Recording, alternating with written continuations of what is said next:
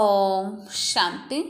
আজকের তারিখ হলো 2 অক্টোবর 2024। প্রাত মুরলী ওম শান্তি। বাপ দাদা মধুবন। আজকের মুরলীতে বাবা বলেছেন, মিষ্টি বাচ্চারা, স্মরণে থেকে সকল কর্ম করো, তাহলে অনেকের তোমাদের সাক্ষাৎকার হতে থাকবে।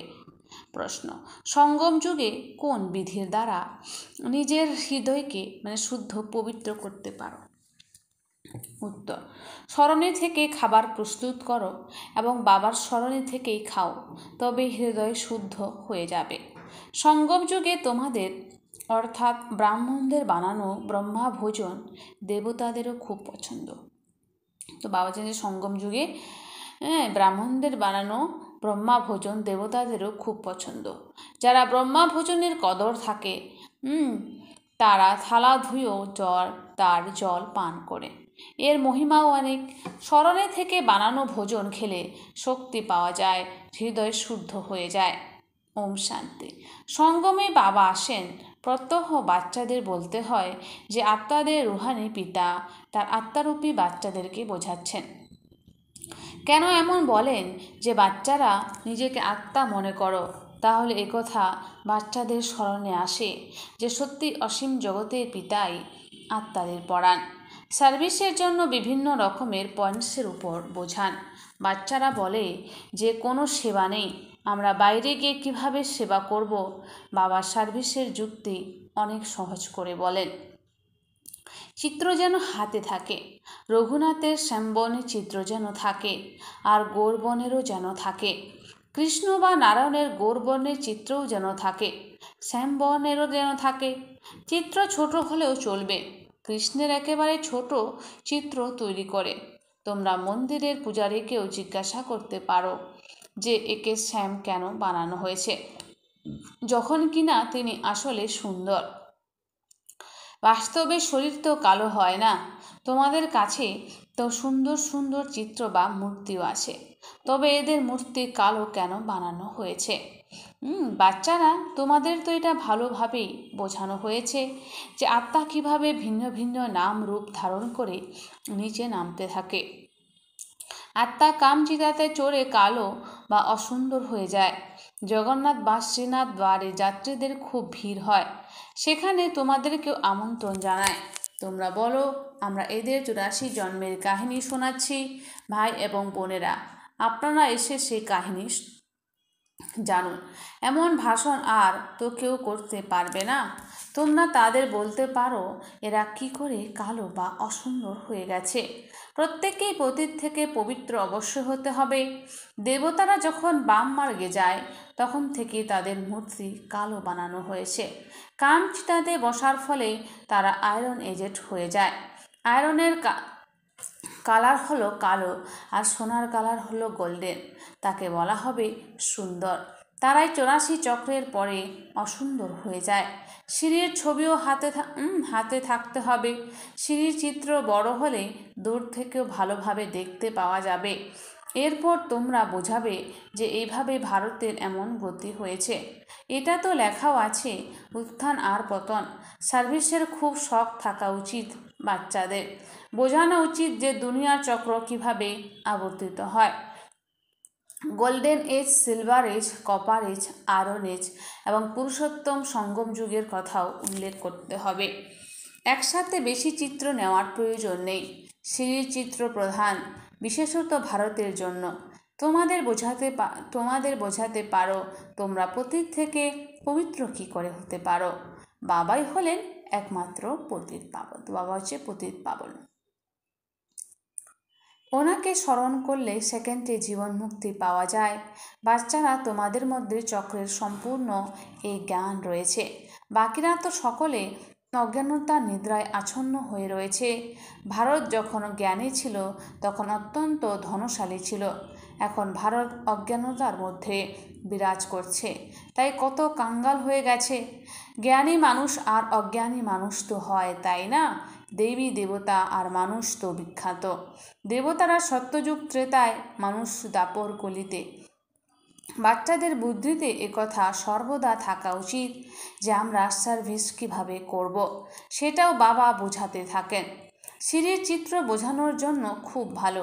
বাবা বলেন, গৃহস্থ ব্যবহারে থাকো, শরীর নির্বাহের জন্য কাজকর্মাদি তো করতেই হবে, লৌকিক পড়াশোনাও করতে হবে, বাকি যেটুকু সময় পাওয়া যাবে তার সার্ভিসের জন্য স্মরণে রাখা উচিত যে আমরা অন্যদের কল্যাণ কিভাবে করব।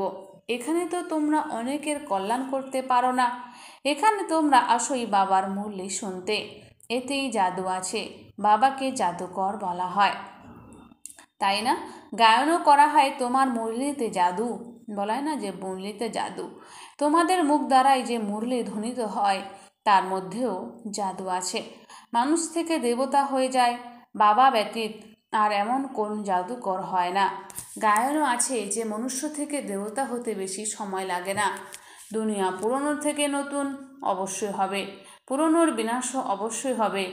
এই সময় তোমরা রাজযোগ শিখছ, তাহলে রাজাও অবশ্যই হবে। বাচ্চারা, এখন তোমরাই জানো যে 84 জন্ম পরে পুনরায় প্রথম স্থানাধিকারী জন্ম হওয়া উচিত, কারণ ওয়ার্ল্ডের হিস্ট্রি জিওগ্রাফি রিপিট হয়। সত্যযুগ ত্রেতা যা কিছুই অতিবাহিত হয়ে গেছে তা পুনরায় অবশ্যই রিপিট হবে। তোমরা এখানে বসে থাকলেও বুদ্ধির দ্বারা একথা স্মরণ করতে হবে যে আমরা ফিরে গিয়ে পুনরায় শতপ্রধান দেবী দেবতা হয়ে যাই। ওনাদের দেবতা বলা হয়। এখন মানুষের মধ্যে ওই দৈবী গুণ নেই, তাহলে সার্ভিস তোমরা যে কোনো কোথাও করতে পারো। যতই কাজ কর্মাদে থাকুক না কেন, গৃহস্থ ব্যবহারে থেকেও উপার্জন করতে হবে। এর মধ্যে মুখ্য বিষয় হলো পবিত্রতা। তো মুখ্য বিষয় হচ্ছে পবিত্রতা। পবিত্রতা থাকলে শান্তি সমৃদ্ধিও থাকে। সম্পূর্ণ পবিত্র হয়ে গেলে তখন আর এখানে থাকতে পারবে না, কারণ আমাদের শান্তিধাম অবশ্যই যেতে হবে। আত্মা পবিত্র হয়ে গেলে তখন আর আত্মার এই শরীরের সঙ্গে থাকা হবে না। এই শরীর তো অপবিত্র, তাই না? 5 তত্ত্বই অপবিত্র, শরীরও এইসব দিয়েই তৈরি হয়। একে মাটির পুতুল বলা হয়। 5 তত্ত্বের এক শরীর শেষ হয়ে গেলে আরেকটা তৈরি হয়। আত্মা তো রয়েছেই অবিনাশী। আত্মা কোন তৈরি হওয়ার মতন জিনিস নয়। শরীর প্রথমে কত ছোট, পরে কত বড় হয়ে যায়। আত্মা কত কর্মেন্দ্র প্রাপ্ত করে, যার দ্বারা আত্মা নিজের সমস্ত ভূমিকা পালন করে। এই দুনিয়ায় বিস্ময়কর সর্বাপেক্ষা ওয়ান্ডারফুল হলেন বাবা, যিনি আত্মাদের পরিচয় দেন। আমরা আত্মারা কত ছোট, আত্মা প্রবেশ করে প্রতিটি জিনিসই ওয়ান্ডারফুল। পশুদের শরীরাদি কিভাবে তৈরি হয়, ওয়ান্ডারফুল, তাই না? সব কিছুর মধ্যে আত্মাই ছোট। হাতি কত বড়, তার মধ্যে এত ছোট আত্মা গিয়ে বসে। বাবা মনুষ্য জন্মের কথা বোঝান। মানুষ মোট কত জন্ম নেয়? 84 লক্ষ জন্ম তো নেয়, জন্ম তো হয় না। তোমাদের জানা আছে যে যত ধর্ম রয়েছে, বিভিন্নতাও ততই রয়েছে। প্রত্যেককে আত্মা কত ফিচার্স এর শরীর গ্রহণ করে, ওয়ান্ডারফুল, তাই না? পুনরায় যখন চক্র রিপিট হয়, প্রত্যেক জন্মে ফিচার্স, নাম, রূপ ইত্যাদি বদলে যায়। এমন বলা হবে না যে কৃষ্ণই শ্যাম বর্ণের, আবার কৃষ্ণই গৌর বর্ণের। না, ওনার ব্রহ্মা আত্মা প্রথমে গৌর বর্ণের ছিল, পুনরায় 84 জন্ম নিতে নিতে শ্যাম বর্ণের হয়ে যায়। তোমাদের আত্মাও বিভিন্ন ফিচার্স, বিভিন্ন শরীর ধারণ করে পার্ট প্লে করে। এও হলো ড্রামা। বাচ্চারা, তোমাদের কখনো কোনো চিন্তিত হওয়া উচিত নয়। সবাই হলো অ্যাক্টার। এক শরীর ত্যাগ করে অন্য শরীর ধারণ করে পার্ট প্লে করতেই হবে। প্রত্যেক জন্মে সম্বন্ধ ইত্যাদি বদলে যায়। তাই বাবা বোঝান যে এই ড্রামা পূর্ব নির্ধারিত। আত্মাই 84 জন্ম নিতে নিতে তমপ্রধান হয়েছে, এখন আবার আত্মাকে শতপ্রধান হতে হবে। পবিত্র তো অবশ্যই হতে হবে। সৃষ্টি পবিত্র ছিল, এখন পুনরায় পবিত্র হতে হবে। শতপ্রধান তমপ্রধান শব্দগুলো তো আছে, তাই না? শতপ্রধান সৃষ্টি, পুনরায় শত রজতম সৃষ্টি হয়। এখন যা তমপ্রধান হয়ে গেছে সেটাই আবার শতপ্রধান হবে কিভাবে? পতিত থেকে পবিত্র হবে কিভাবে? বৃষ্টির জলে তো হবে না। বৃষ্টিতে মানুষের মৃত্যু হয়ে যায়, বন্যা হয়ে গেলে তখন কত মানুষ ডুবে যায়। এখন বাবা বোঝান যে এইসব খণ্ড থাকবে না। প্রাকৃতিক বিপর্যয় সাহায্য করবে, কত অসংখ্য মানুষ, পশু ইত্যাদি বয়ে চলে যায়। এমন নয় যে জলে পবিত্র হয়ে যায়, সে তো শরীর হয়ে যায়। শরীরকে তো আর পতিত থেকে পবিত্র হতে হবে না, পবিত্র হতে হবে আত্মাকে। আর পতিত পাবন হলো একমাত্র বাবা। যদিও ওদের জগৎগুরু বলা হয়, কিন্তু গুরুর কাজ তো সদ্গতি প্রদান করা। সে তো এক বাবাই হলেন সদ্গতি দাতা। সদ্গুরু বাবাই সদ্গতি দেন। বাবা অনেক কিছু বোঝাতে থাকেন, ইনিও তো শোনেন, তাই না? গুরুরাও পাশে শিষ্যদের বসায় শেখানোর জন্য, ইনিও ওনার পাশে বসেন। বাবা যখন বোঝান তখন ইনিও বোঝাবেন, তাই না? সেই জন্য গুরু ব্রহ্মা প্রথমে স্থানে চলে যান, সেই জন্য গুরু ব্রহ্মা বলা হয়। শঙ্করের উদ্দেশ্যে বলা হয় যে নয়ন খুলে ভস্ম করে দেয়, তবে তো তাকে গুরু বলা যাবে না। তথাপি বাবা বলেন, বাচ্চারা মামেকম স্মরণ করো। অনেক বাচ্চারা বলে যে এত কাজকর্মের পেশা চিন্তায় থেকে আমরা নিজেকে আত্মা নিশ্চয় করে বাবাকে কিভাবে স্মরণ করব। অনেকে হবে এত কাজকর্মের মধ্যে বাবাকে নিজেকে আত্মা মনে করে বাবাকে কিভাবে স্মরণ করব। বাবা বোঝান, ভক্তি মার্গেও তোমরা হে ঈশ্বর, হে ভগবান বলে স্মরণ করো, তাই না? স্মরণ তখনই করো যখন কোনো দুঃখ হয়। তো বাবাকে অনেকে তখনই স্মরণ করে যখন দুঃখ হয়। মৃত্যুর সময়ও বলা হয় যে রাম রাম বলো। অনেক সংস্থাও রয়েছে যারা রাম নাম দান করে। যেভাবে তোমরা জ্ঞান দান করো, ওরা আবার বলে রাম বলো রাম বলো। তোমরাও বলো যে শিব বাবাকে স্মরণ করো, ওরা তো শিবকে জানেই না। এভাবে রাম রাম বলতে থাকে। এখন এও কেন বলে যে রাম বলো, যখন পরমাত্মা সকলের মধ্যেই বিরাজমান? বাবা বসে বোঝান, রাম বা কৃষ্ণকে পরমাত্মা বলা যায় না, কৃষ্ণকেও দেবতা বলা হয়। রামের উদ্দেশ্য বোঝানো হয়, উনি হলেন সেমি দেবতা। দুই কলা কম হয়ে যায়, প্রতিটি বস্তুর কলা উৎকর্ষতা কম হয়ে যায়। বস্ত্রাদিও প্রথমে নতুন, পরে পুরনো হয়ে যায়। বাবা এসব কথা বোঝান, তথাপি এও বলেন যে আমার মিষ্টি মিষ্টি আত্মারূপী বাচ্চারা, নিজেদেরকে আত্মা নিশ্চয় করো, প্রতি মুহূর্তের স্মরণে সুখ অনুভব করো। এখানে তো হলো দুঃখধাম। বাবাকে আর উত্তরাধিকারকে স্মরণ করো, স্মরণ করতে করতে অপার সুখ পাও। কলহ ক্লেশ রোগ ভোগ যা কিছু রয়েছে এসব সমাপ্ত হয়ে যাবে। তোমরা 21 জন্মের জন্য নিরোগী হয়ে যাও, শরীরের সব কিছু সমাপ্ত হয়ে যাক, জীবন মুক্তির পথ প্রাপ্ত করো। তারা গায়ন করে কিন্তু কর্মে নিয়ে আসে না।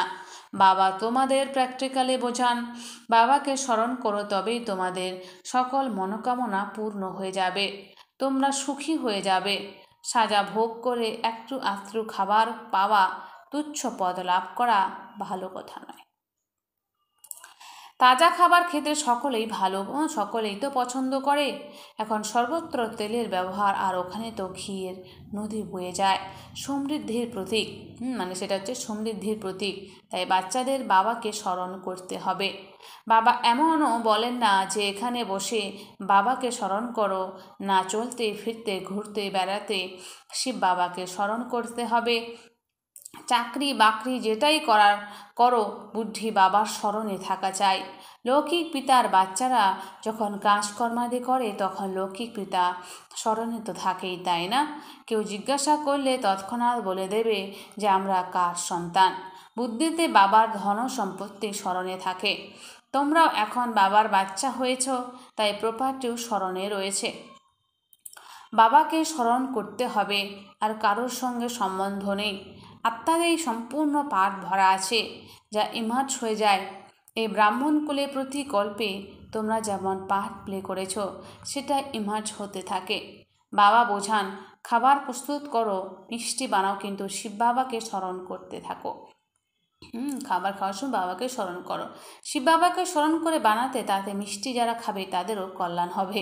কোথাও সাক্ষাৎকারও হতে পারে, ব্রহ্মার সাক্ষাৎকারও হতে পারে। শুদ্ধ অন্ন ভোজন করলে তোমরা ব্রহ্মার কৃষ্ণের শিবের সাক্ষাৎকারও করতে পারো। ব্রহ্মা হলেন এখানে ব্রহ্মা কুমার, কুমারীদের অনেক নাম হয়, তাই না? অনেকের ওই সাক্ষাৎকার হতে থাকবে, কারণ বাবাকে তো স্মরণ করো, তাই না? বাবা অনেক যুক্তি বলে দেন, ওরা মুখে রাম রাম বলে, তোমরা মুখে কিছু বলো না। মানুষ যেমন মনে করে যে গুরু নানককে ভোগ নিবেদন করি, তেমনি তোমরাও মনে করো আমরা শিব বাবাকে ভোগ অর্পণ করার জন্য তৈরি করি। শিব বাবাকে স্মরণ করে বানালে তাতে অনেকের কল্যাণ হতে পারে। ওই ভোগ গ্রহণ করলে শক্তি পাওয়া যায়। তাই বাবা ভোজন প্রস্তুতকারীদেরকেও বলেন যে শিব বাবাকে স্মরণ করে তৈরি করো। কি লেখাও রয়েছে যে শিব বাবা স্মরণে রয়েছে, কি স্মরণে থেকে তৈরি করলে ভোজনকারীদেরও শক্তি প্রাপ্ত হবে, হৃদয় শুদ্ধ হয়ে যাবে। ব্রহ্মা ভোজনের গায়নও তো রয়েছে, তাই না?